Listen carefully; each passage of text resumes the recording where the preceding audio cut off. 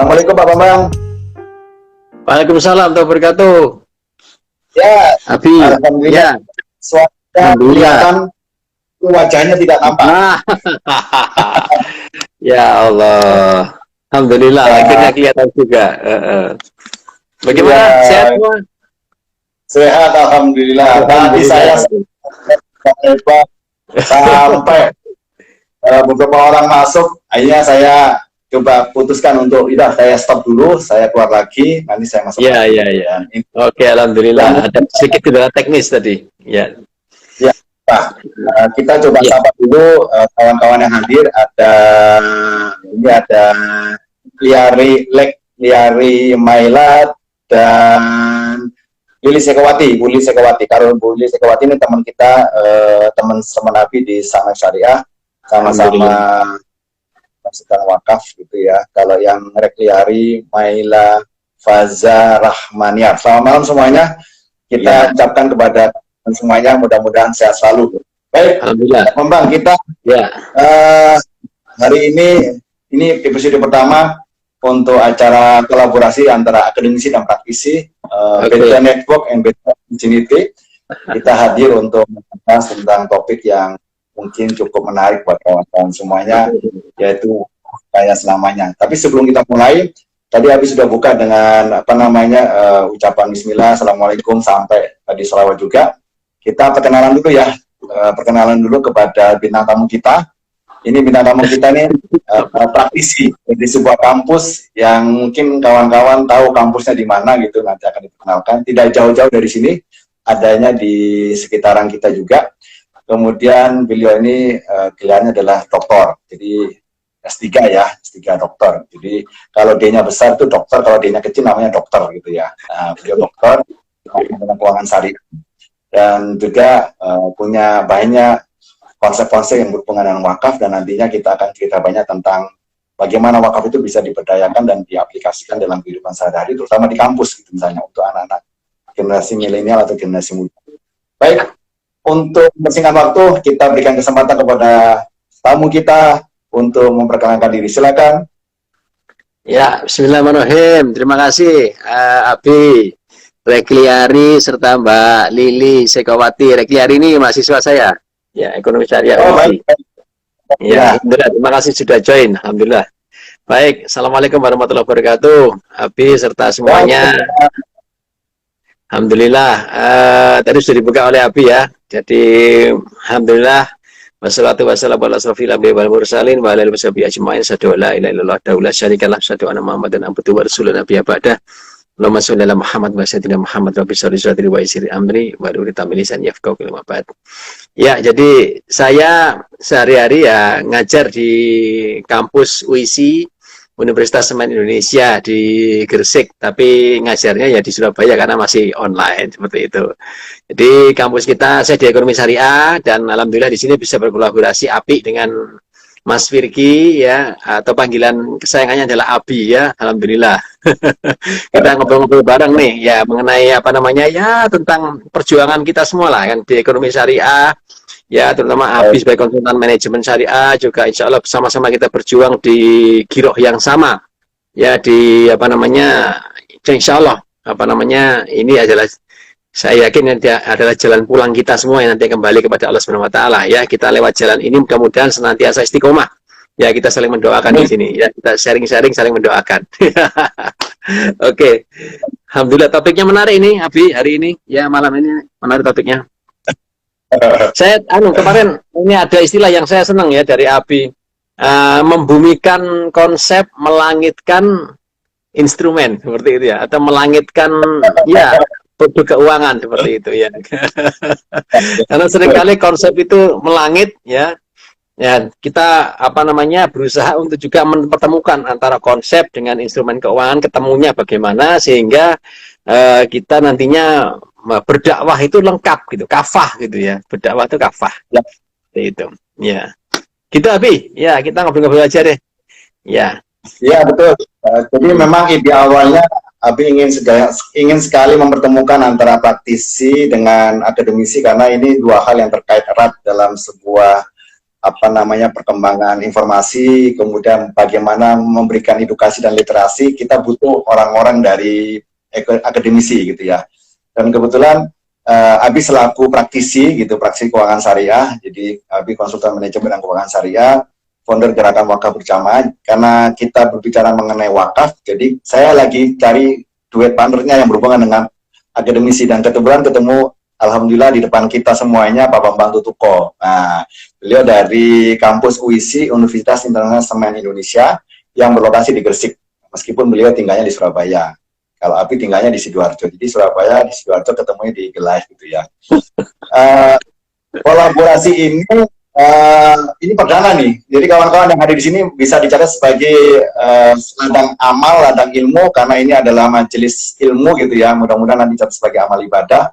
Ini episode perdana, dan mudah-mudahan ini menjadi terus berkelanjutan secara istiqomah. Karena kita tahu kalau akademisi itu ilmunya itu melangit gitu ya, makanya harus kita membumikan. Sementara kita yang praktisi selalu membumi. Kadang-kadang kita ya, jadi harus dihubungkan dengan yang di atas gitu maksudnya. Jadi pertemuan antara langit dan bumi inilah kita ada di IG. Bagaimana yang di bumi diturunkan, di langit diturunkan ke bumi supaya dia membumi, yang di langit, yang di bumi bisa dinaikkan ke atas untuk dijadikan sebagai ada bekal ilmunya. Karena orang praktisi tanpa bekal ilmu kayaknya agak sedikit tertatih-tatih. Maka dari itu malam hari ini kita hadir untuk membahas tentang topik yang cukup menarik, yaitu wakaf kaya selamanya. Nah, kita akan bahas wakaf. Nah, kita coba nanti bertanya-tanya kepada Pak dosen kita ini. Saya mau belajar dulu sama Pak dosen, gimana kira-kira yang sudah dilakukan di Eksar ya, ekonomi syariah, apalagi khususnya terkait dengan materi atau pembahasan kita wakaf. Monggo Pak dosen.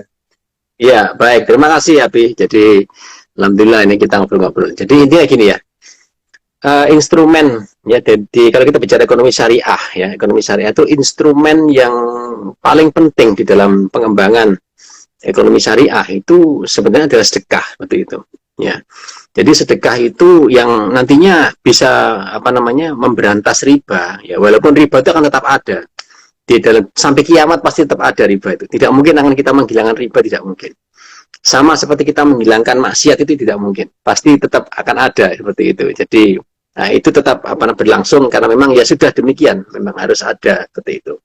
Ya untuk agar nantinya kita dihisab sama Allah itu ada pertanyaannya seperti itu. Katakanlah kita diberi ilmu sama Allah kan begini. Kita diberi ilmu sama Allah Subhanahu wa taala, diberi ilmu untuk menghindari lubang. Kita menguasai ilmu menghindari lubang, tetapi Allah tidak menciptakan lubang. Terus nanti Allah menghisap, apakah sudah kau gunakan ilmumu untuk menghindari lubang? Belum ya Allah. Loh kenapa kau belum kau gunakan ilmumu? Ya karena panjenengan tidak menciptakan lubang, kan tidak mungkin seperti itu. Maka jadi kalau kita bicara riba itu pasti tetap akan ada, sampai hari kiamat pasti tetap akan ada. Karena itu nanti akan menjadi objek hisab kita. Nah, sekarang bagaimana agar kita nanti dihisab oleh Allah itu bisa menghindari riba, memanage diri kita agar menghindari riba. Nah, salah satu cara yang paling ampuh dalam instrumen yang paling mujarab. Ya, mohon maaf ini ada buffering dari Pak Bambang. Ya. Oke, terima kasih. Jadi instrumen yang paling mujarab untuk menghindari riba itu adalah sedekah. Nah, bicara sedekah ini adalah sedekah wajib namanya zakat, sedekah sunnah namanya infak, sedekah abadi itu namanya wakaf, kan seperti itu.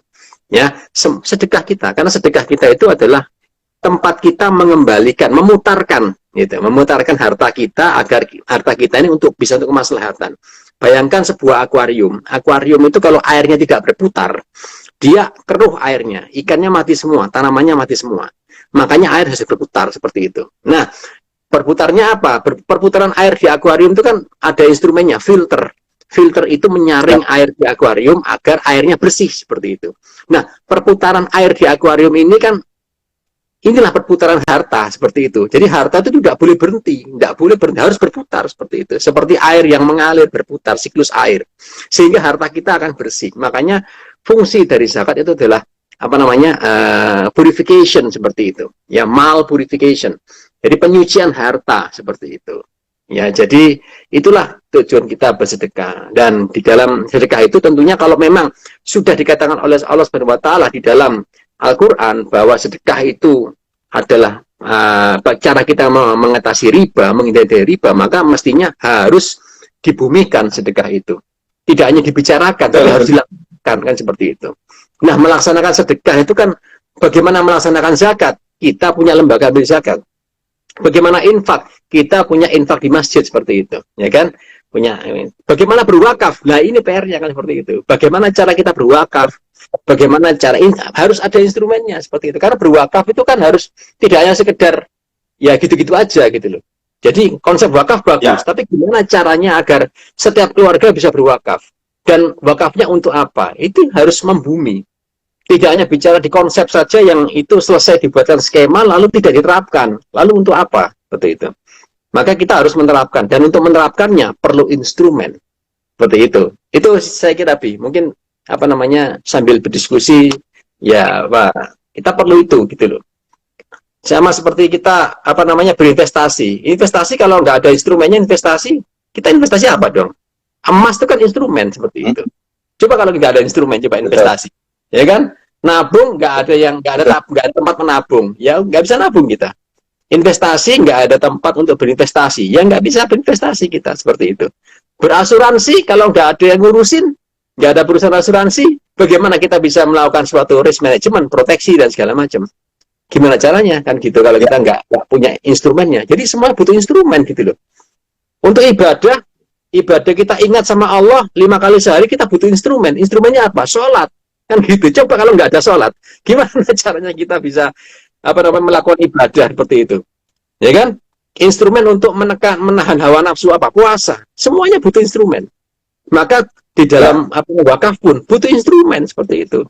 Ya kan? Itu tadi. Lah badan wakaf itu kan yang mengelola seperti itu, ya kan?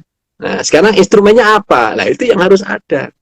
Makanya di setiap kali kita bicara masalah penerapan ekonomi syariah itu pasti terkait dengan instrumen. Tidak mungkin ekonomi syariah bisa diterapkan tanpa sebuah instrumen. Nah, masalahnya sekarang adalah instrumen itu sering berjalan, konsep berjalan sendiri-sendiri, nggak ketemu gitu loh. Makanya kita berusaha menemukan gitu loh. Konsepnya udah melangit, instrumennya terlalu berhubung seperti itu. Nah, gitu loh. Nah, makanya harus ditemukan nih kayak gitu. Ketemunya di mana itu? Itu tadi, itu PR kita sama-sama sih seperti itu. Itu. Ya. Betul. Sangat-sangat sepakat sekali dengan pembahasan Pak Bambang ini. Memang kita banyak sekali kondisi sekarang ini kita dihadapkan dengan gejala-gejala atau fenomena yang orang itu terlibat riba gitu. Yang paling sering kita lihat sekarang ini adalah pinjol gitu ya, pinjaman online. Jadi banyak kawan-kawan kalau membeli sesuatu itu lebih baik berhutang gitu ya, ketimbang tidak memiliki sama sekali. Kayaknya begini, hutang itu salah satu cara untuk giat bekerja gitu, karena ada tanggungan yang harus kita bayar gitu kan. Artinya begitu kata teman-teman gitu. Kalau begitu kita bekerjanya gitu. Di dalam Quran sendiri, tadi sebelum Abi ikut acara ini, Abi sempat buka YouTube-nya Pak Budi Asyari gitu ya, salah satu pakar sejarah Islam yang sering muncul di Trans gitu, Trans TV gitu ya, atau Trans 7. Dia bilang begini, yang bisa memberantas riba itu di dalam Quran dijelaskan adalah jual beli dan namanya sedekah. Sedekah ini khususnya ke wakaf gitu. Karena Allah mengharamkan riba dan menghalalkan jual beli gitu. Jadi jual beli ini memang harus terjadi dalam kehidupan masyarakat supaya apa? Supaya ekonomi ini menjadi bangkit. Nah, kita yang di lapangan ini sering mengalami di mana ekonomi ini sekarang lagi macet nih. Ini ekonomi sekarang lagi macet nih di lapangan nih. Ini mungkin bisa dijelaskan juga nanti bagaimana hubungannya dengan wakaf tadi itu. Yang paling sering terjadi sekarang ini kan kita lagi antri minyak goreng nih sama tahu tempe. Ini kemana-mana minyak goreng sulit didapat ya. Ibu-ibu yang sekarang lagi kan kalau kita ke lapangan juga susah gitu ya. Tempe juga sekarang 3 hari mogok, tapi hari ini hari yang terakhir, mudah-mudahan besok bisa jualan lagi. Jadi kalau kita ke masyarakat itu memang masyarakat banyak belum paham tentang wakaf. Itu sebabnya alhamdulillah kemarin kan Presiden merencanakan gerakan wakaf tunai atau wakaf uang sehingga masyarakat bisa bergerak gitu. Supaya masyarakat ini sama-sama bisa melakukan namanya sedekah jariah. instrumennya apa, macam-macam gitu ya. Nah, kami API ini kan praktisi dari lembaga keuangan syariah non perbankan gitu ya, tepatnya di asuransi syariah. Jadi kita ada instrumennya yang kemudian itu sudah ada di lembaga fatwa MUI-nya, ada fatwa MUI-nya di tahun 2016 itu mengatakan bahwa hasil dari asuransi syariah itu bisa dipakai untuk wakaf gitu ya, baik wakaf yang dari investasi maupun dari manfaat uang pertanggungan. Nah, tadi Abi sudah sampaikan, kita di awal tadi kita banyak bekerjasama dengan lembaga nasir gitu ya, ada BWA, Badan Wakaf Al-Quran, BWI, Badan Wakaf Indonesia, Dompet Duafa, ACT, Aksi Cepat Tanggap, kemudian Darut Tauhid dan sebagainya. Untuk apa? Untuk menggerakkan jadi satu nih. Nah, sekarang kita lagi bekerjasama dengan praktisi dan akademisi. Kalau ini akademisi yang di depan saya ini luar biasa. Dengan kampus gitu. Nah, kita masuk ke kampus-kampus nih, mau mengedukasi, meliterasi bagaimana wakaf itu bisa masuk juga ke anak-anak muda, para milenial. Dan tadi saya lihat sudah banyak sekali yang hadir di sini, kita sapa. Mungkin ini mahasiswanya Pak dosen semua ini. Saya lihat kayaknya beberapa mahasiswa saya itu. Ya, alhamdulillah. Ya, terima kasih sudah hadir. Ya. Jadi materinya bisa lengkap ya. Jadi masyarakat ini sekarang sudah mulai tergerak untuk berwakaf karena dulunya mereka hanya terbiasa sedekah dalam bentuk infak gitu ya. Kalau ke masjid kan infak. Kemudian zakat. Zakat itu kan zakat mal dan zakat fitrah yang wajib. Cuma kan zakat ini kan ada 8 asnaf ya, Pak Bambang mungkin dikoreksi ya. Yang terbaca di situ. Kalau wakaf ini kan bisa kemana-mana gitu.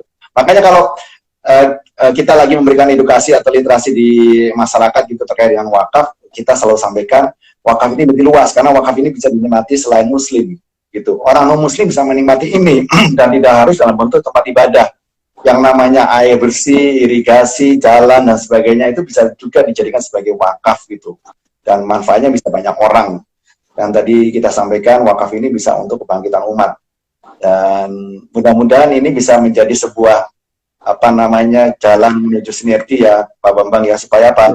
Supaya kita dari praktisi dan akademisi ini bisa memberikan semacam sinergi, kolaborasi yang semakin kuat, jadi orang jadi semakin sadar nih ternyata manfaatnya banyak wakaf itu. Dan tidak hanya bicara mengenai instrumen, bicara mengenai konsep, ya konsep sama instrumennya harus disampaikan jadi satu, pertemunya di sini gitu ya. Nanti kita praktekkan karena orang yang bermanfaat adalah orang sebaik-baiknya manusia, yaitu bermanfaat buat orang lain. Jangan sampai kita menjadi orang yang tidak bermanfaat, tidak ada added value. Dengan wakaf ini ada added value-nya. Nah, seperti apa wakaf itu? Kita kembali ke Pak dosennya. Silakan Pak dosen. Saya tinggal tambahin saja. Nakalan. Oke. Ya. Jadi wakaf itu memang gini ya. Sekarang kita lihat coba. Barang apa yang tidak semakin lama semakin mahal saat ini? Semuanya semakin mahal. Kebutuhan kita makin mahal. Obat-obatan makin mahal. Pendidikan loh makin mahal. Seperti itu. Kesehatan makin mahal semuanya. Sebabnya apa? Karena semuanya ya menggunakan dana yang berasal dari manusia. Seperti itu. Karena dananya berasal dari manusia, dari investor, ya, di mana mengharapkan keuntungan, katakanlah sekian keuntungannya, maka akhirnya unit usaha harus berusaha sedapat mungkin untuk meningkatkan keuntungannya sehingga mendapatkan profit seperti itu. Karena harus bayar investor seperti itu. Nah, semakin investor ini kan manusia biasa yang tambah tahun kepingin tambah naik income-nya kan seperti itu. Sehingga kalau tambah tahun tambah ingin naik investornya, income-nya, maka tambah tahun harus tambah naik itu profitnya. Katakanlah rumah sakit bicara profit ingin naik karena rumah sakit juga punya investor seperti itu ya. Termasuk pendidikan pun ternyata walaupun bergerak, walaupun yayasan, tapi ternyata juga profit orientation seperti itu. Dan jangan lupa bahwa di dalamnya juga ada manusia-manusia yang harus juga meningkatkan income-nya seperti itu. Nah, pertanyaannya adalah bagaimana caranya agar kita bisa mengendalikan kenaikan barang kebutuhan ini atau inflasi ini, ya kan, seperti itu. Bagaimana caranya? Ya kita harus menggunakan dana yang biayanya murah seperti itu. ya kan? Ya. Kalau itu menggunakan dana, mohon maaf, dana lembaga keuangan seperti perbankan, seperti itu, kita kredit di bank, ya, seperti itu, kita mengeluarkan suku dan segala macam. Walaupun itu syariah, it's okay. Tetapi kembali lagi, kita harus memberikan profit kepada lembaga itu, gitu loh. Nah, sekarang bagaimana caranya agar kita bisa mempertahankan tingkat keuntungan sehingga tingkat keuntungan ini naiknya nggak drastis sehingga inflasi bisa terkendali seperti itu. Bagaimana caranya? Ya kita mesti punya sumber dana yang murah seperti itu. Nah, sumber dana murah ini sumber apa? Ya wakaf seperti itu. Ya kan? Karena kalau zakat kan harus habis ya, Abi. Harus habis zakat itu kan ada asnafnya. Dibagi kepada asnaf dan itu harus habis. Jadi tidak ada laporan dana zakat. Saldo zakat masih sekian tuh nggak pas. Saldo zakat harus 0 seperti itu. Terbagi semua seperti itu. Nah itu. Infak juga sama. Infak itu juga untuk ya jumlahnya tidak terlalu banyak, kecil-kecil memang infak itu. Juga itu untuk perawatan-perawatan kecil-kecil seperti itu. Tapi yang besar ini mestinya wakaf. Seperti itu. Coba ya. Kita obat-obatan setiap tahun itu pasti naik. Naik terus, mahal. Berobat itu lama-kelamaan mesti makin mahal. Kenapa? Ya karena kita, ya kan? Karena kita tidak punya pabrik obat generik yang dari wakaf. Belum punya. Coba kalau kita punya pabrik, di Indonesia, mendirikan pabrik yang dari dana wakaf atau tanah wakaf yang diberdayakan dengan dana wakaf yang besar seperti itu. Loh, itu murah. Kenapa? Karena kita tidak perlu mengembalikan investasi itu. Ya kan? Investasi itu sudah dananya milik Allah Subhanahu wa taala, tidak perlu kembalikan sama Allah Subhanahu wa taala seperti itu. Artinya apa? Semuanya untuk umat kembali seperti itu. Jadi dikelola dari umat untuk umat. Sehingga andai kata misalkan ambil keuntungannya tidak perlu harus naik terus tiap tahun. Ya kan? Naiknya bisa terkendali seperti itu. Karena boleh naik, boleh ada kenaikan karena kan harus mensejahterakan yang bekerja di situ. Oke. Tetapi kan dengan itu adalah dana wakaf, investornya ya Allah Subhanahu wa taala kan seperti itu investornya. Nah, jadi kalau seperti itu pendidikan juga kenapa pendidikan itu juga tambah lama tambah mahal? Ya karena pendidikan juga adalah sekarang nyatanya adalah sebuah bisnis seperti itu. Rumah sakit juga sebuah bisnis, padahal pendidikan dan rumah sakit itu adalah ma'kuf alaih. Ya, sektor yang harus diberdayakan, yang menjadi objek untuk diberikan sumbangan. Harusnya gratis pendidikan itu. Rumah sakit harusnya juga gratis. Maksudnya gratis bukan berarti dosennya nggak digaji. Bukan berarti dokternya nggak digaji. Tetap digaji semua. Tetapi ya dengan bermodalkan wakaf seperti itu. Nah, seperti itu. Nah, jadi istilahnya bahwa kalau misalkan kita punya rumah sakit wakaf seperti itu. Nah, otomatis ini bisa diberdayakan seperti itu. Ya, katakanlah seperti ini. Ya, modelnya kan Nazir pengelola wakaf ya seperti itu. Nazir itu punya lahan wakaf seperti itu, lahan wakaf non produktif, diproduktifkan dengan menggunakan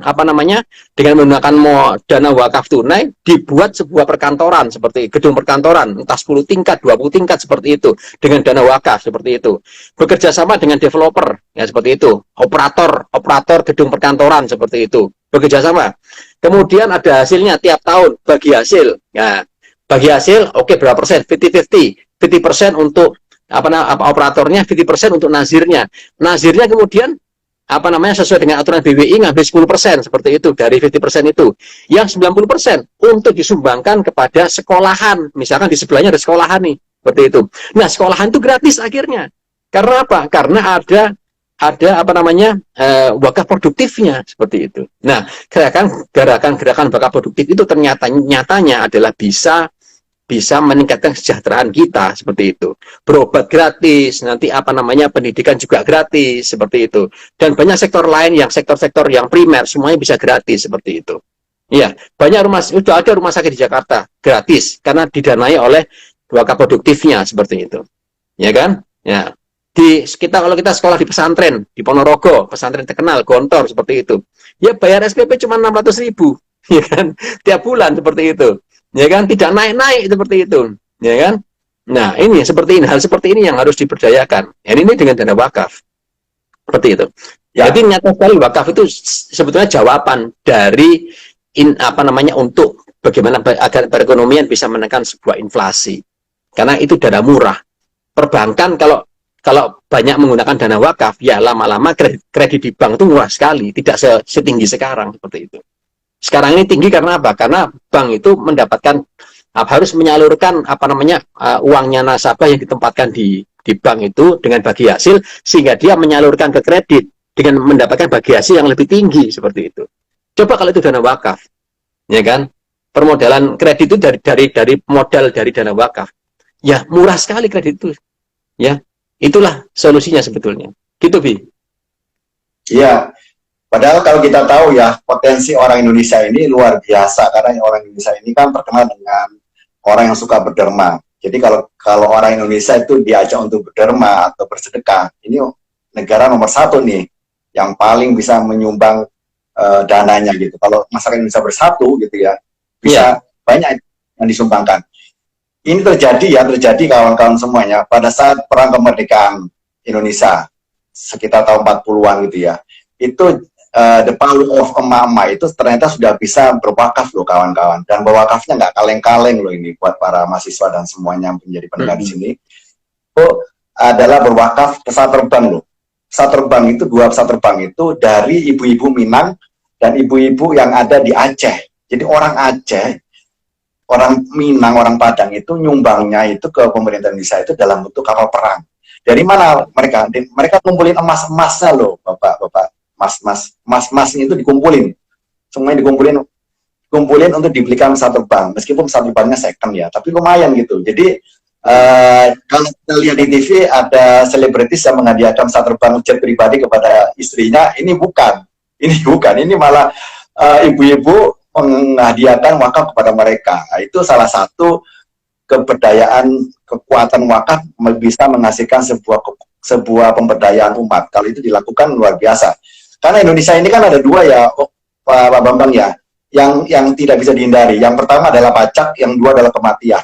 Katanya begitu ya, pajak dan kematian gitu ya. Nah, kalau kita bicara kematian, orang yang cerdas kan adalah orang yang selalu ingat akan kematian dan menyiapkan bekal kematiannya. Nah, bekal kematiannya itu kan cuma ada 3 gitu kan. Sedekatun jariyah, ilmu yang bermanfaat, dan doa yang soleh dan soleha. Lah, kita kalau bicara wakaf gitu, kita di lapangan sebagai praktisi, kita menggandeng nazir gitu ya. Nazir ini programnya sekarang nazir lebih senang menerima wakaf dalam bentuk tunai atau dalam bentuk uang. Karena apa? Karena problemnya lebih simpel. Kalau dalam problemnya itu diberikan dalam bentuk 3M, musola, makam, masjid, atau tanah, itu agak sulit gitu. Karena sebenarnya kekurangan biaya untuk mengoperasikan atau memberikan manfaat dengan barang-barang yang tadi diberikan. Kalau dia dikasih tanah, atau rumah, atau bangunan, untuk dibentukkan menjadi barang yang dimiliki oleh wakif itu kan agak susah, karena dia butuh modal gitu ya. Sementara nazir sendiri modalnya juga terbatas. Itu sebabnya kalau dalam bentuk uang atau tunai, mereka lebih mudah mengelolanya gitu. Nah, itu sebabnya kawan-kawan sekarang bisa berwakaf dengan murah sekali, karena nazir-nazir ini sekarang sudah bisa, filantropi ini sudah bisa berwakaf dengan hanya mungkin 50.000, sudah bisa gitu ya. Kemarin waktu Abi bikin IG Live dengan lembaga Nasir ACT sama Las Muhammadiyah, itu Abi jual 50.000 gitu. 50.000-nya kita sumbangkan untuk Palestina. Waktu itu isunya Palestina, Pak Bambang. Karena Palestina kan lagi rame waktu itu ya, tahun lalu ya.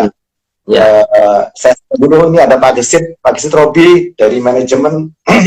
Assalamualaikum, salam sehat.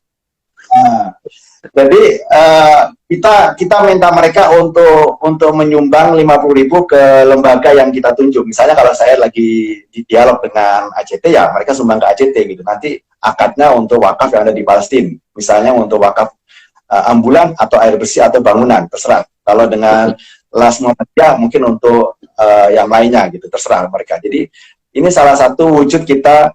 Waalaikumsalam Pak Gesit. Jadi kita wujud kita untuk memberikan kontribusi buat masyarakat. Nah, tadi dikatakan oleh Pak Bambang juga bagaimana respon daripada masyarakat dan milenial itu. Kita tahu yang namanya wakaf ini menjadi solusi ya. Nah, solusi ini kadang-kadang kita nggak pernah pegang gitu, nggak pernah tahu caranya. Karena selama ini kalau kita ngaji, kita hanya belajar tentang fikih gitu ya, tidak belajar mengenai muamalah gitu ya. Jadi kalau kita belajar mengenai muamalah, akhirnya tahu bagaimana mengatasi umat ini, pemberdayanya di lapangan seperti apa.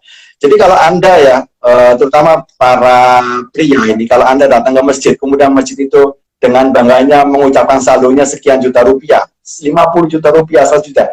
Kalau bisa Anda jangan sedekah di situ gitu loh. Karena masjid ini kebanyakan uang nggak bisa ngalir gitu ya. Ingat yang pertama, kalau Anda mendapatkan masjid terlalu gemuk saldonya, gimana dia bisa memberikan manfaat buat umatnya, sementara kita udah kasih sedekah, kasih wakaf dan sebagainya, tapi nggak tersalurkan, betul ya Pak Bambang ya? Betul, Nah, betul. kalau mestinya saldonya, itu bagus itu. Justru ini menjadi peluang kita untuk berwakaf atau bersedekah dengan baik gitu ya.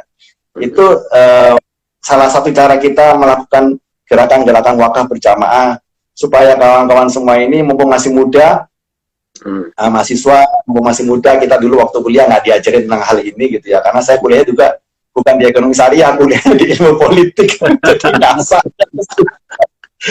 Tapi sejalan dengan perkembangan zaman, kita jadi mulai sadar ya, namanya orang harus hijrah gitu ya, hijrah ke syariah. Hijrah ke syariah, kita belajar mengenai keuangan syariahnya, ilmu-ilmu syariahnya, dan sesuatu yang berhubungan dengan itu. Jadi ini salah satu momen penting buat kawan-kawan semuanya. Ayo kita mulai bersama-sama, kita mulai coba bangkitkan umat ini, berikan ke sesuatu yang berguna buat pemerintah gitu ya.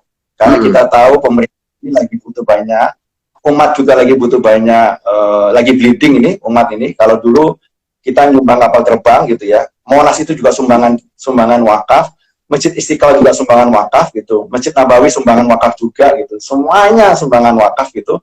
Sekolah-sekolah juga banyak yang sumbangan wakaf. Kita juga harus berbenah. Banyak orang-orang tidak bisa sekolah karena mahalnya pendidikan. Banyak orang nggak bisa masuk rumah sakit karena mahalnya pendidikan. Mahalnya rumah sakit. Kita dengan Pak Bambang, kita dengan Dompet Wafa, kita bikin namanya HCU di Parung sama Lampung. Di Parung sama Lampung, HCU Healthcare Unit untuk orang-orang duafa, karena ini kan programnya Dompet Wafa. Jadi kita sebagai fundraising, mereka sebagai nasirnya, kita carikan gitu. Karena biasanya orang-orang kalau berwakaf saat hidup itu kan wakafnya nggak banyak gitu ya, mungkin hanya 1-2 juta, bahkan kalau paling banyak 10 juta itu masih mikir gitu ya. Tapi ini dengan cara yang lebih revolusioner gitu ya, dia bisa berwakaf sampai ratusan juta gitu, dengan mengikuti program yang kita lakukan gitu lah. Itu banyak dikembangkan di lembaga keuangan syariah non perbankan, sehingga instrumen ini bisa banyak didapatkan di beberapa lembaga. Anda tinggal pilih lembaganya apa saja. Jadi Anda bisa berwakaf. Kalau tidak mampu sekarang, nanti setelah Anda meninggal, masih ada kesempatan gitu. Anda bisa berwakaf. Yang penting dananya ada. Jadi sekarang nggak ada dananya, nanti pada saat Anda meninggal Anda akan dapat dananya, dan Anda gunakan dananya untuk berwakaf. Dan itu bisa menjadi tabungan Anda di akhirat. Dan insya Allah itu bisa menambah derajat kita nanti, tidak hanya sebagai orang biasa, tapi sebagai orang mukmin yang mendapat tempat di surga-surga yang tinggi, surga-surga gitu ya. Ini kita harus bekerja sama, begitu Pak Bambang.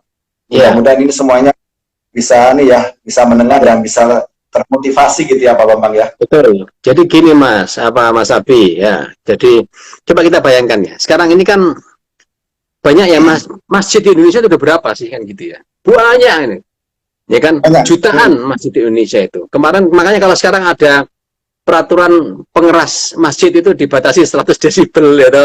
Itu ya oke lah ya. Dan itu untuk mengatur juga agar tidak saut-sautan yang tidak karu-karuan seperti, karena kita pun mendengarkan ngaji yang solah-solah yang bersaut-sautan tidak karu-karuan itu nggak enak juga gitu loh. Kok gimana ya? Maka disuruh ngatur yang indah nadanya seperti itu ya kan ya. Nggak asal-asal seperti itu, sepakat sekali. Dan kita lihat jutaan masjid itu ada yang saya kalau lihat masjid terurus atau enggak itu gampang kok. Saya ke toiletnya aja gitu. Toiletnya itu bersih atau enggak gitu aja sudah. Kalau toiletnya bersih, wangi seperti itu pasti masjidnya terurus rapi dengan bagus seperti itu. Tapi berapa banyak masjid di Indonesia yang terurus dengan seperti itu? Karena kalau kita jalan di Jawa Timur tuh, di luar kota tuh berapa ratus meter ada masjid, dan semua tidak terurus dengan belum tentu terurus dengan baik seperti itu. Karena apa? Karena masjid masih menjadi cost center. Masjid masih belum bisa memelihara dirinya sendiri. Masjid masih bergantung kepada uang infak. seperti itu. Di mana uang infak itu ya, mohon maaf kalau masjidnya kecil ya infaknya kecil seperti itu. Kegiatannya dia kurang ya otomatis dia akan uang infaknya pasti akan berkurang seperti itu. Ujung-ujungnya apa? Ujung-ujungnya akan cari uang di pinggir jalan seperti itu. Ya itu oke-oke saja, no problem seperti itu. Tapi kalau kita sudah punya sesuatu apa sebagai akademisi ya, tentunya kan kita bisa memikirkan untuk masjid-masjid kita ini diapain sih sebetulnya seperti itu. Nah, kan enak ya kalau masjid, jutaan masjid di Indonesia itu masing-masing punya unit bisnis seperti itu. Tergantung tempatnya itu gimana kondisinya secara demografi, secara market, secara bagaimana, apa yang ramai di situ. Katakanlah ada satu masjid, setelah diukur dengan menggunakan teknologi, ternyata di masjid itu sinyalnya bagus banget, bisa didirikan BTS seperti itu. Lu kan bagus, berarti di masjid, dalam masjid itu daripada kosong, ayo wakaf untuk apa namanya mendirikan menara BTS di situ, disewakan ke provider-provider telekomunikasi di Indonesia seperti itu. Berapa tuh sudah kontraknya, ya kan? Seperti itu. Dan tiap tahun, tiap berapa tahun sekali perpanjang seperti itu. Itu masjid yang ternyata setelah di situ sinyalnya bagus, dia ada punya menara BTS seperti itu. Ada lagi masjid misalkan di situ, ternyata di situ masjid itu apa namanya senang orang-orang duduk seperti itu. Dapat pemuda-pemuda sering ngumpul-ngumpul ya, daripada ngumpul-ngumpul nggak jelas dan segala macam, ayo dirikan tempat ngopi yang syariah di masjid itu. Ayo dikumpulkan dana wakaf, bikin unit bisnis tempat ngopi yang syariah di situ. Nah, otomatis kan masjid punya unit bisnis seperti itu. Masjid yang lain punya apa lagi? Oh, ternyata masjid itu dekat sekolahan, butuh antar jemput seperti itu. Ayo wakaf untuk beli unit antar jemput seperti itu. Sehingga nantinya semua hasilnya itu masuk ke dalam masjid, menjadi income-nya bagi masjid, sehingga masjid itu bisa apa namanya memelihara dirinya sendiri. Nah, kalau semua masjid di Indonesia seperti itu, pemerintah tidak pusing seperti itu. Ya, kadang kita tuh apa namanya, ya gimana agak ngelus jodoh gitu ya. Kalau ketemu masjid, akhirnya apa? Sepanjang kerja kalau kita di luar kota, mesti milih kan masjidnya yang agak besar, seperti yang parkirnya luas seperti itu. Kan kasihan yang masjid-masjid yang kecil-kecil seperti itu. Karena apa? Karena kita mesti mikirnya, itu pasti toiletnya bau, itu pasti airnya nggak jalan seperti itu. Ya karena apa? Ya karena masjidnya nggak bisa ngopeni, nggak bisa memelihara dirinya sendiri seperti itu. Nah, ini kan malu kita sebagai orang Islam. Kok tempat ibadah kita kok seperti itu? Banyak menang banyaknya aja, tapi kualitasnya kalah, yaitu dengan tempat ibadah yang lain. Kan kita malu. Makanya kita harus bisa bagaimana memberdayakan masjid ini seperti itu. Sehingga masjid itu ya tempatnya ya ibadah, ya tempat orang bermuamalah, ya tempat orang untuk ngaji, tempat orang untuk apa namanya baca Quran segala macam. Itu fungsinya masjid. Jadi seperti zamannya Rasul, masjid itu pusat pemerintahan, pusatnya Baitul Mal, ya kan, pusatnya pendidikan, pusat semua kehidupan manusia itu di masjid. Saat ini orang males kantor di masjid karena apa? Ya karena masjid tidak punya apa-apa gitu loh. Itu kan kalau masjid itu apa fasilitasnya kayak perkantoran. Orang tuh males, orang Islam ya pasti mau ngantor di masjid karena apa? Ya karena waktu sholat 5 waktu terjaga seperti itu.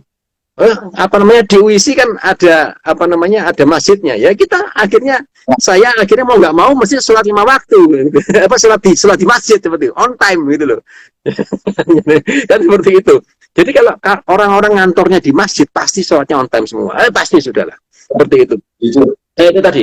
Jadi masjid harus punya unit bisnis agar masjid itu apa tidak menjadi cost center, tapi justru masjid itu menjadi revenue center, menjadi mal center, baitul mal. Sehingga masjid itu kalau ada lingkungannya yang membutuhkan, dia siap dengan dananya disalurkan. Kamu, anakmu tidak sekolah, kurang berapa SPP-nya? Nih, ada masjid nih. Gitu, karena masjid punya BTS. Masjid punya gedung perkantoran. Masjid punya bisnis. Seperti itu. Masjid punya apartemen syariah. Why not? Seperti itu. Why not? Kenapa? Nah, dari mana? Dari infak. Ya, kelamaan kalau dari infak kan seperti itu.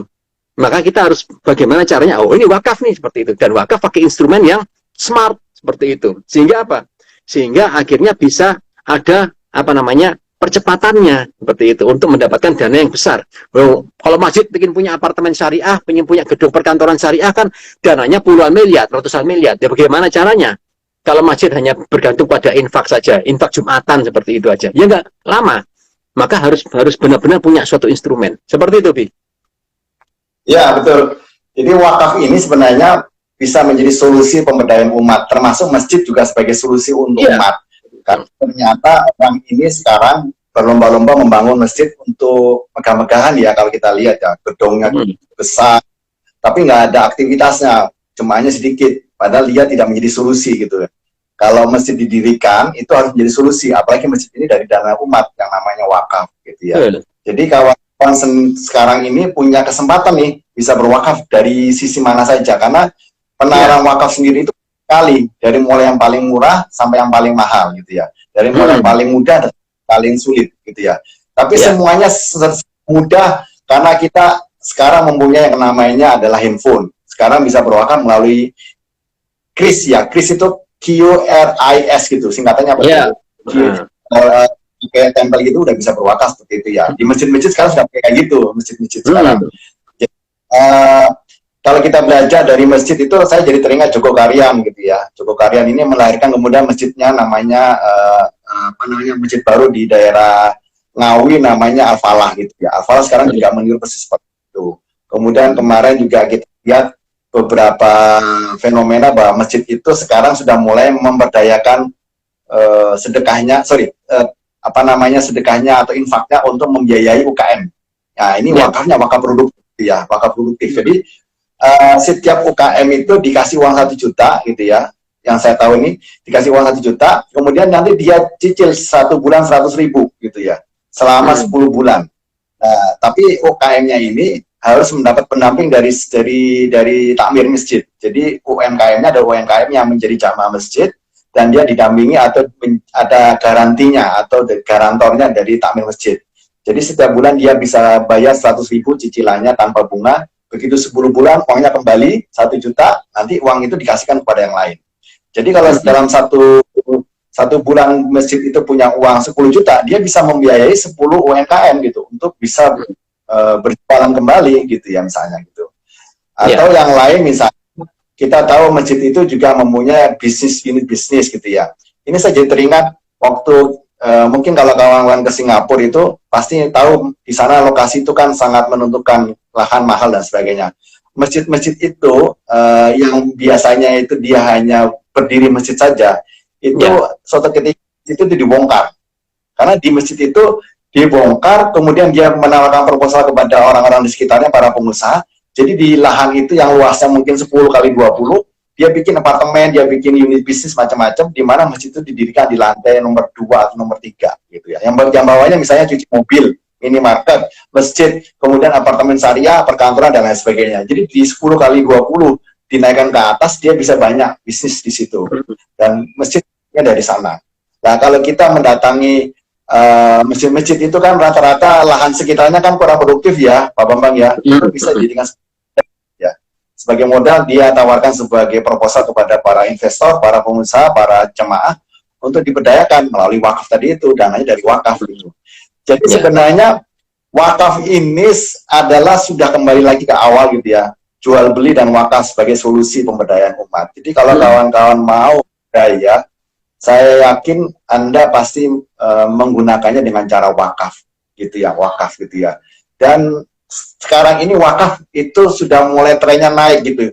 Jadi kalau dulu orang tuh terbiasa zakat infak gitu ya, sekarang mulai berwakaf. Jadi kalau Anda misalnya punya uang katakanlah 1 bulan 100.000, Anda bisa pecah-pecah itu, yang sekian persen untuk zakat, sekian persen untuk infak, sedekah, sekian persennya untuk wakaf. Jadi bisa dibagi menjadi 3 pos gitu minimal gitu ya. Dulunya ada 2 pos, zakat sama infak, sekarang bisa ketambah lagi di wakaf gitu. Karena sebenarnya wakaf ini yang penentu kita. Sebenarnya penentu kita ini gitu. Jadi kalau Anda mau berwakaf, mulai sekarang bisa dicicil, kawan-kawan, berwakaf mulai sekarang dicicil. Nanti kalau Anda nanti ingin berwakafnya besar, tidak perlu dari angka yang besar. Dengan mulai angka kecil juga bisa lah. Kemudian beberapa instrumen keuangan menggunakan namanya leverage gitu ya, daya ungkit supaya bisa berwakaf dengan nilai yang lebih besar. Dengan wakaf sedikit, tapi Anda bisa menghasilkan yang besar gitu ya. Itu beberapa instrumen lapangan seperti itu. Dan saya yakin nanti di kampus juga dijelaskan hal seperti itu. Bagaimana kita nanti yang di kampus itu ilmunya dipraktikin di lapangan, nah, kita bisa ketemu nih. Ada bercita-cita begini, Bambang, kita mungkin perlu nanti suatu ketika bikin namanya wakaf corner gitu ya, di kampus wakaf corner, karena kan juga ada namanya bursa efek corner gitu ya, atau saham corner gitu ya. baca obligasi di situ. Hmm. Nah, sekarang kita ada yang namanya wakaf corner. Jadi Ya, Anda nanti ya. akan diberikan ilmunya, termasuk Anda nanti akan dididik sebagai fundraising. Bagaimana Anda bisa mencari dana untuk wakaf gitu. Misalnya Anda di UIC gitu ya, di UIC Anda mahasiswa UIC. Bagaimana Anda yang mahasiswa UIC itu bisa mencarikan wakaf untuk UIC. Misalnya UIC lagi mau bangun masjid nih, kan Abi pernah sholat di situ, diimami sama Pak Bambang ini sebagai imam waktu itu sholat duha pasti gitu ya. Begitu hujan lagi setelah itu hujan. Jadi wakafnya itu kita misalnya proyeknya dalam masjid yang ada di situ, masjidnya dibagusin gitu ya, diperbesar, dibikin tingkat atau bagaimana. Dananya butuh kita katakanlah misalnya 500 juta misalnya gitu ya, misalnya gitu. Jadi kita bisa tuh kita bisa bikin penawaran ke mahasiswa bisa melakukannya sendiri atau mahasiswa mencari orang lain untuk menjadi wakifnya gitu ya, menjadi donaturnya, fundraisingnya. Di wakaf corner ini ibaratnya sebagai solusi untuk bagaimana kita bisa mendapatkan uang untuk hal-hal yang bisa kita manfaatkan untuk kepentingan bersama. Misalnya kalau di kampus pendidikan gratis itu, atau untuk hal-hal yang berhubungan dengan pengobatan. Karena kampus itu kan biasanya kalau nggak berhubungan dengan SPP, berhubungan dengan kesehatan gitu ya. Karena kadang-kadang ada banyak yang sakit, biayanya nggak ada.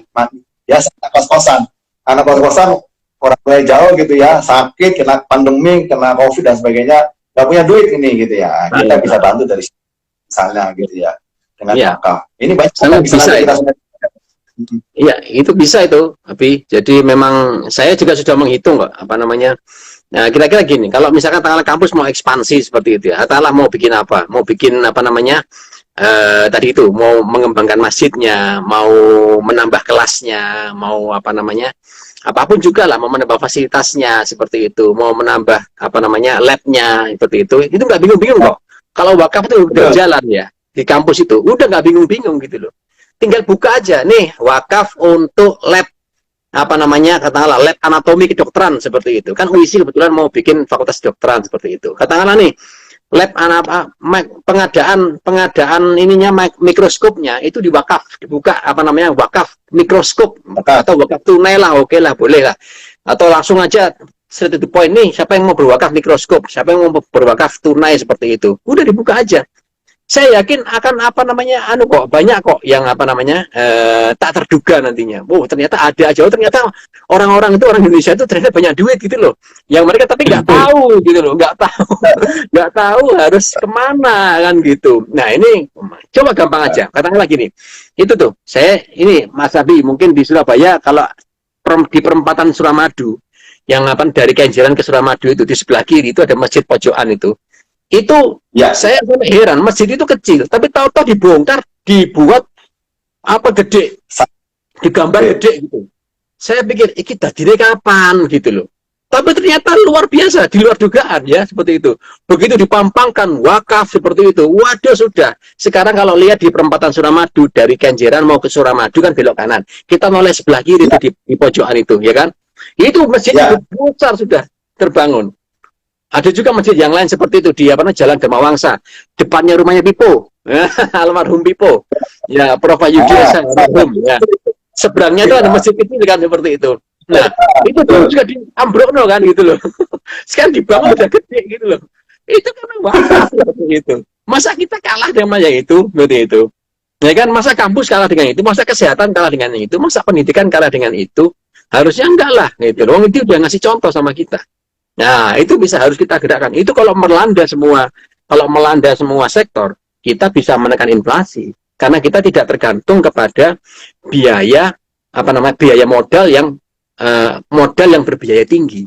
Ya kan? Modal kita berbiaya rendah. Wakaf itu adalah biaya modalnya rendah banget seperti itu. Ya, maka kita bisa menekan inflasi dengan cara seperti itu. Dan caranya adalah ya kita harus menggerakkan wakaf ini. Tidak tahu gimana caranya kita menggerakkan wakaf ini. Pakai instrumen apapun monggo silakan. Tapi yang penting kita gerakkan wakaf ini dimanapun juga kita. Minimal di keluarga kita sendiri. Komunitas keluarga, ya kan? Coba kalau komunitas keluarga ini terdiri, jangan cuma ketemu arisan aja. Misalkan 50 orang ketemu, jangan cuma arisan aja. Tapi ayo kita bikin BMT yuk. Kita bikin koperasi syariah yuk untuk bisa mensupport keuangan komunitas keluarga kita.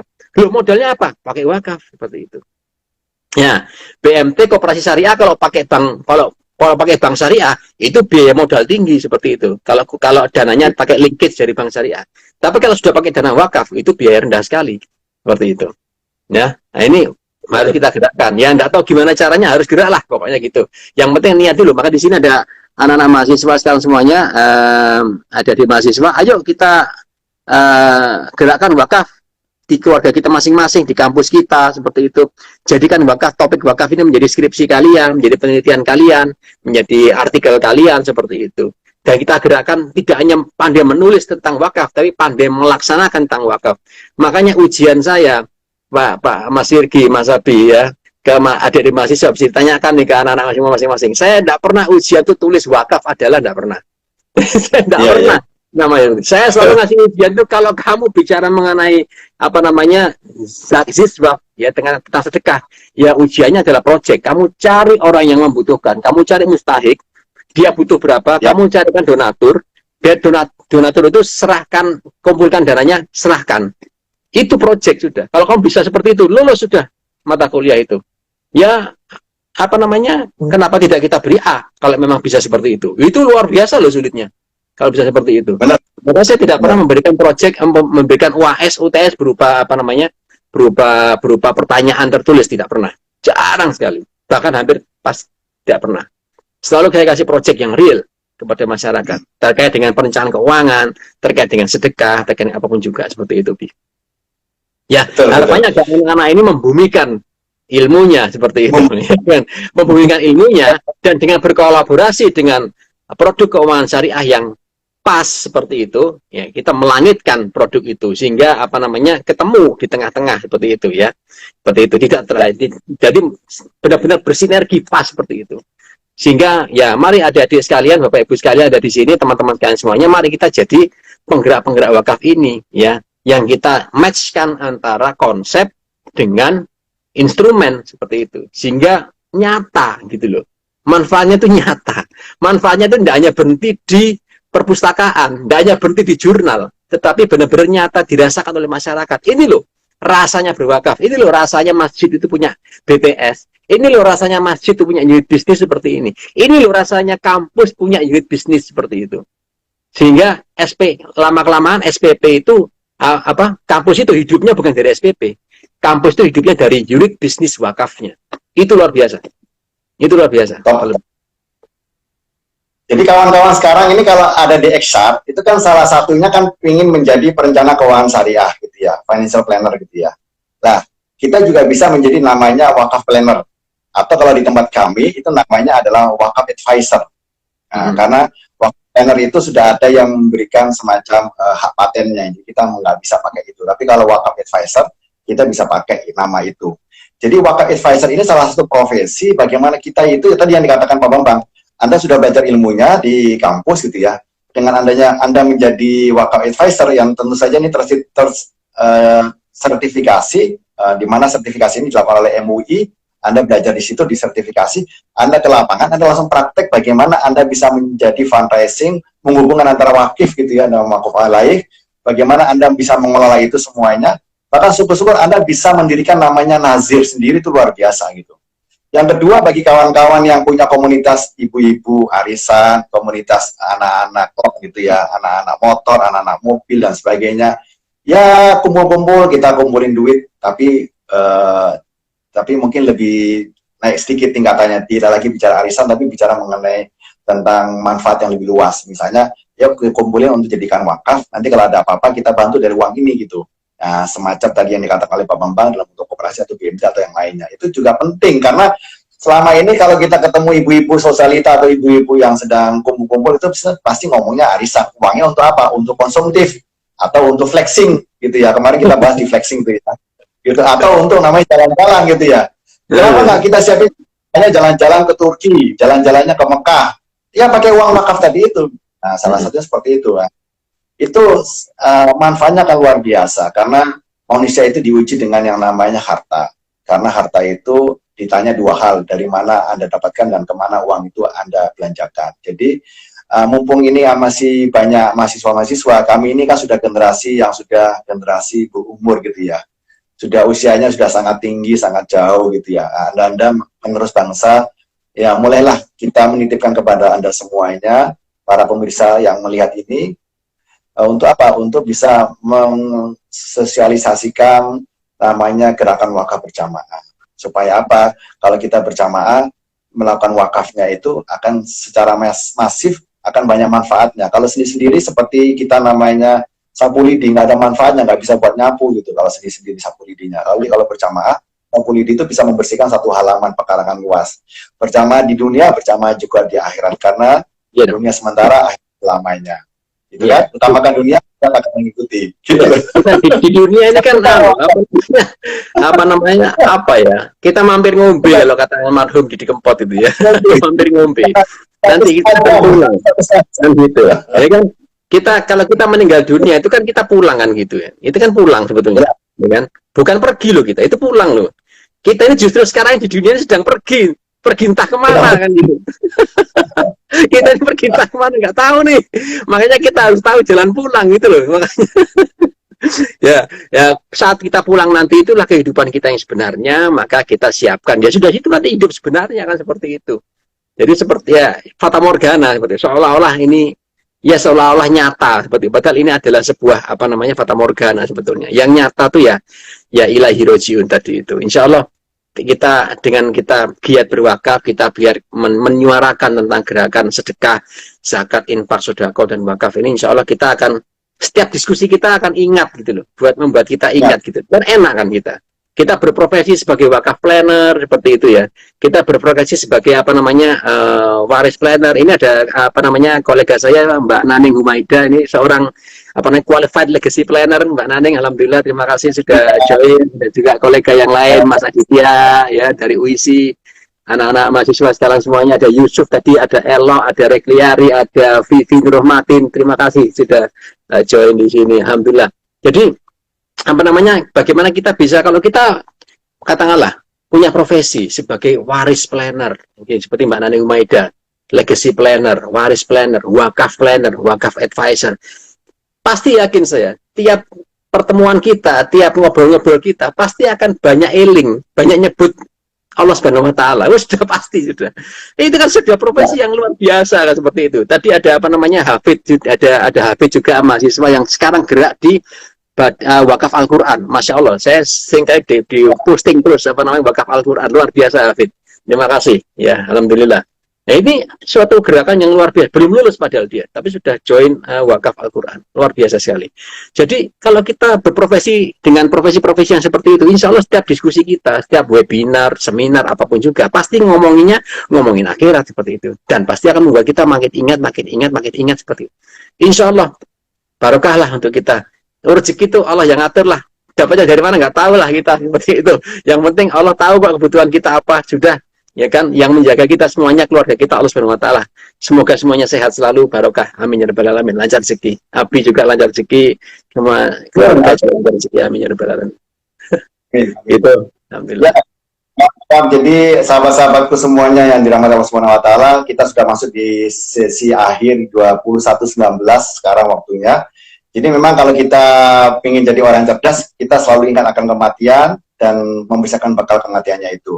Karena kenapa tadi disampaikan ada namanya wakaf sama waris gitu ya? Karena orang meninggal itu akan mempunyai 2 PR besar. Yang pertama, untuk orang yang ditinggalkan, itu namanya adalah waris atau legacy gitu ya. Warisnya seperti apa? Kalau dia muslim, wajib dibagi secara faraid. Nanti kita akan belajar tentang ilmu faraidnya. Dan untuk bekal yang kita bawa, yang nomor 2 adalah bekal yang kita bawa. Yang kita bawa itu apa? Kalau berhubungan dengan harta, ya nggak ada lain, namanya adalah wakaf gitu. Jadi orang meninggal itu harus mempersiapkan wakafnya yang dibawa nanti, dan mempersiapkan waris untuk yang ditinggalkan. Siapa? Namanya ahli waris. Kita tahu bahwa tadi beberapa waktu yang lalu ada artis yang meninggal, yaitu Dorce. Dorce nggak punya anak, dia punya anak angkat ada 3 atau 4, wasiatnya semuanya diserahkan kepada anak angkat. Itu jadi problem karena saudara kandungnya juga menuntut gitu ya. Bagaimana nanti kita bicara mengenai itu, nanti kita akan bahas di episode berikutnya gitu ya. Bagaimana wasiat itu bisa memberikan solusi. Jadi kawan-kawan sudah tepat belajar tentang waris dan belajar tentang wakaf gitu ya. Supaya 2 ilmu itu nanti bisa membantu Anda untuk menjadikan added value di masyarakat. Kalau kita udah ini, kita akan ingat selalu kematian. Benar itu, selalu ingat akan kematian. Karena kalau udah bicara waris sama wakaf, pasti bicara mengenai masa depan. Dan depan kita adalah masa depan di akhirat gitu ya, kekal di sana. Pilihannya adalah surga, karena Anda tidak mungkin pilih neraka gitu. Kalau kita mau berdagang, berbisnis, itu bukan masalah untung dan rugi, tapi adalah masalah surga atau neraka. Jadi ujung-ujungnya adalah surga gitu ya. UUS, ujung-ujungnya adalah surga gitu ya. Jadi kalau mau sekolah, gitu, sekolah atau kuliah US ujung-ujungnya surga gitu. Jadi semuanya betul, betul. Ya. Ini juga ujungnya surga gitu. Mendapat ridho dari Allah Subhanahu wa taala lah. Mudah-mudahan ini jadi manfaat buat kita semuanya. Terima kasih Pak Bambang sudah hadir di Terima kasih Abi. Ya. Dengan banyak aktivitas yang cukup sibuk, saya yakin ini meluangkan waktunya luar biasa. Saya dapat kehormatan juga mengundang mahasiswanya dan teman-teman yang lain. Nanti kita akan kolaborasi lagi di episode berikutnya dengan topik yang cukup menarik. Jadi kesimpulannya, wakaf kaya selamanya ini karena kita bisa membuat orang memberdayakan. Kemudian kita juga bisa jadi kaya, karena kaya itu tidak hanya materi tapi juga berupa non materi, kaya pahala. Kita bisa bawa sampai di akhirat.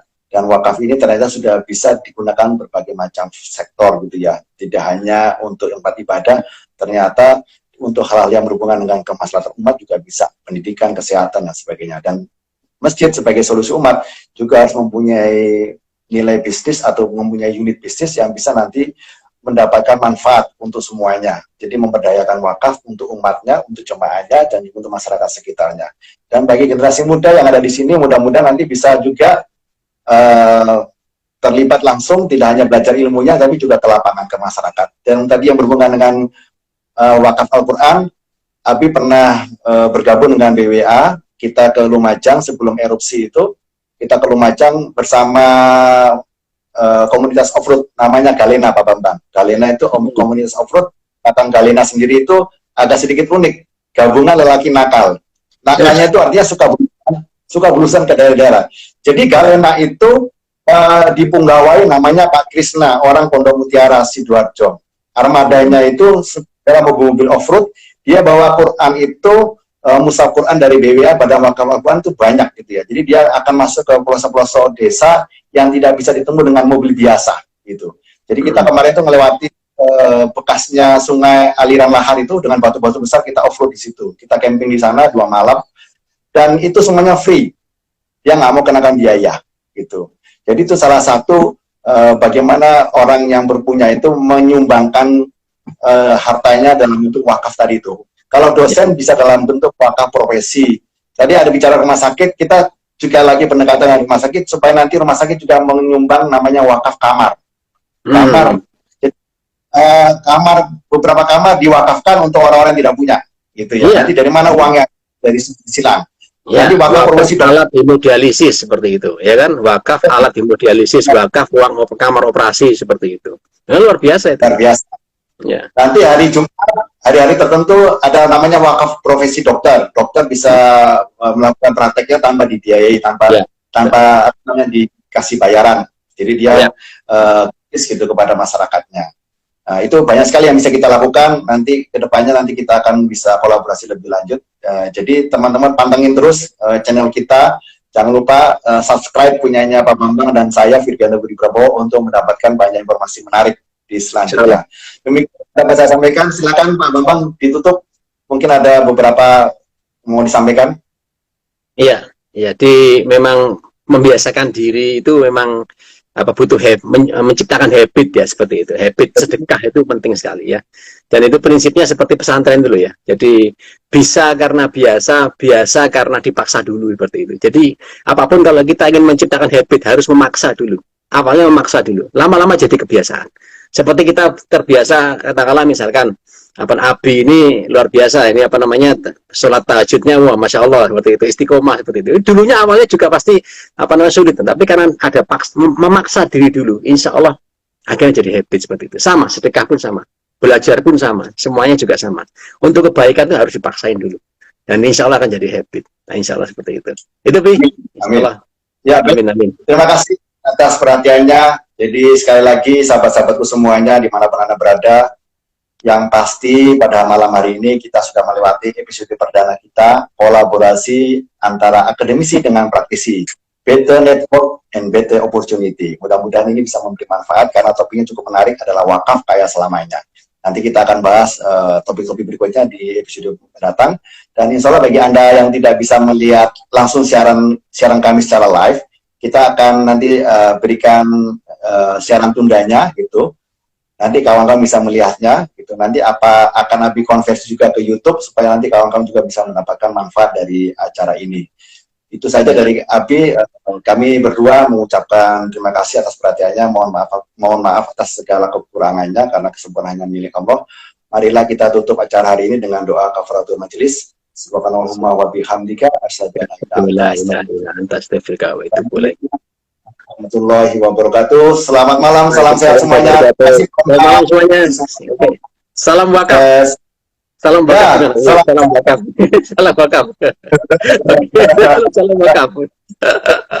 Waalaikumsalam. Ya. Amin. Terima kasih.